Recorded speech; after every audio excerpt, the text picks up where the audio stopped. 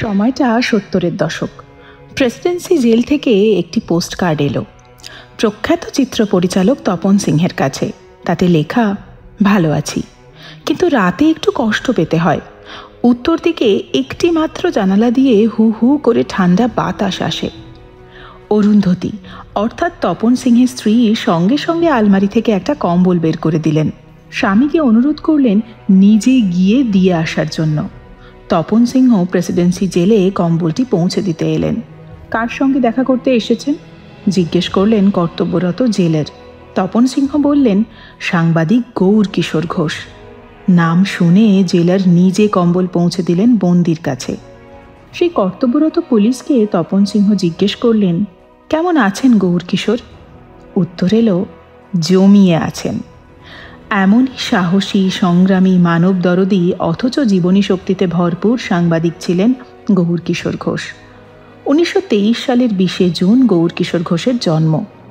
শৈশবের অল্প সময় বাংলাদেশের যশোরে কেটেছিল। তারপর পরিবার সমেত নবদ্বীপে চলে আসেন। বাবা স্বর্ণপদক প্রাপ্ত হোমিওপ্যাথি চিকিৎসক গিরিজাভূষণ ঘোষ ছিলেন নবদ্বীপের ডাক্তার। ডাক্তার হিসেবে সুনাম পসার দুইই ছিল। ছিল না শুধু অর্থ। গরিব রোগীরা পয়সা দিতে পারতেন না।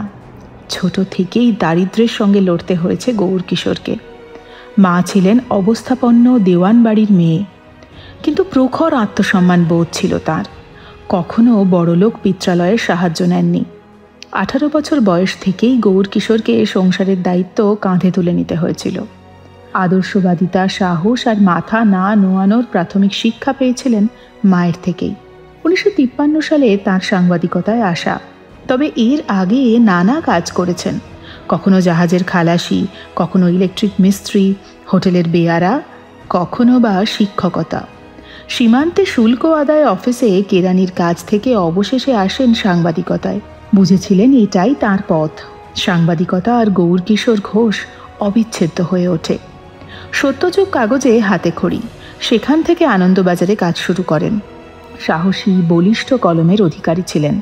আবার সেই কলমে থাকতো মজার খোরাকও।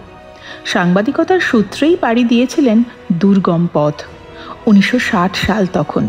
2 কন্যা সন্তানকে স্ত্রী ও মায়ের ভরসায় রেখে নন্দাঘুন্টি অভিযানে যান। সেই দুর্গম পথ ভ্রমণের কাহিনী ধারাবাহিকভাবে প্রকাশিত হয়েছিল আনন্দবাজারে।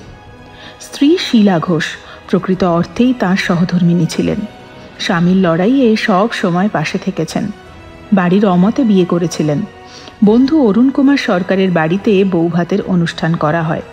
ধার্য করা হয়েছিল প্রবেশ মূল্য।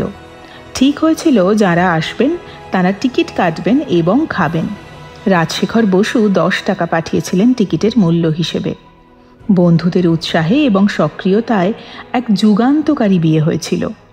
সৎ, সাহসী এবং মানবদরদী সাংবাদিক বিরোধিতা করেছিলেন জরুরি অবস্থার।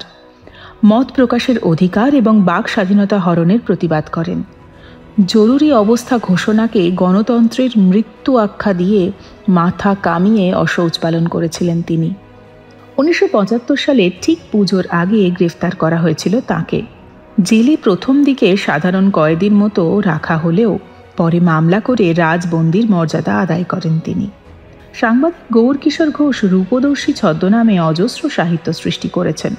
সাংবাদিক হিসেবে তাঁর প্রখর অন্তর্দৃষ্টি ফুটে উঠেছে এইসব লেখায়। নিজেই বলতেন, দিন রাত্রির সতর্ক চোখে ঘুরেছি, যা দেখেছি, যেটা ভালো লেগেছে তুলে ধরেছি। আনন্দবাজার পত্রিকার ক্রীড়া সাংবাদিক ব্রজনাথ রায়ের গুলগল্প নিয়ে গৌর কিশোর ঘোষের অনবদ্য সৃষ্টি ব্রজদার গুল্প সমগ্র। জীবনের ঝাঁকি দর্শনই ফুটিয়ে তুলেছে তার কলম। অনেক তরুণ সাংবাদিকের কাছে তিনি ছিলেন আদর্শ। রাজনৈতিক বিশ্বাসে ছিলেন হিউম্যানিস্ট অর্থাৎ মানবতাবাদী। সাংবাদিকতা ও সাহিত্যের স্বীকৃতি স্বরূপ বিভিন্ন পুরস্কারে ভূষিত হয়েছিলেন। 1970 সালে আনন্দ পুরস্কার পান। 1981 সালে পেয়েছিলেন ম্যাগসাইসাই পুরস্কার। 77 বছর বয়সে 2000 সালের 15ই ডিসেম্বর এই আপোষহীন মানবদরদী সংগ্রামী সাংবাদিকের জীবনাবসান হয়। বন্দে মানবম, আজীবন এই মন্ত্রেই বিশ্বাস করেছেন।